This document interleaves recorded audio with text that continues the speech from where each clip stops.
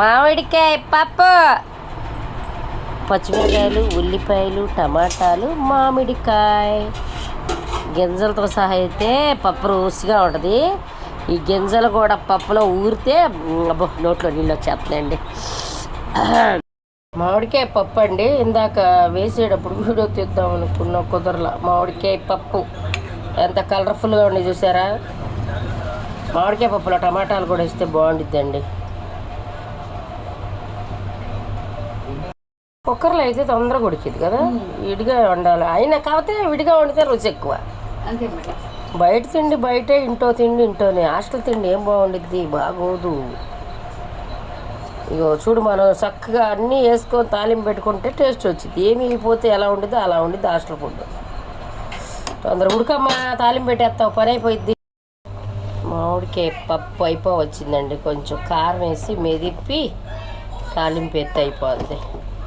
కారము వంటకానే ఉందండి, కొంచెం చూసి వేసుకోవాలి. మరి ఘాటుగా ఉంది, అందుకే కొంచెం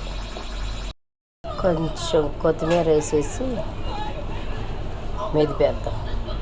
మామిడికాయ పప్పు తగినంత ఉప్పు, మీరు ఎంత తింటారో అంత. కళ్ళుప్పు వేస్తే బాగుండిద్దండి. కచ్చా పచ్చాగా ఉంది చూసారా ఒక్క. ఇలా ఉంటే టేస్ట్, మెత్త లక్కలాగుంటే బాగోదండి పప్పు. ఇలా అయితేనే బాగుండిద్ది. తాలింపు గింజలు, కరివేపాకు, చిన్నులపాయలు, ఇంగువ, తాలింపు, ఆవాలు, పచ్చిమిరపకాయ వేగుతున్నాయి చూసారా. తర్వాత కొంచెం పసుపు వేస్తాం.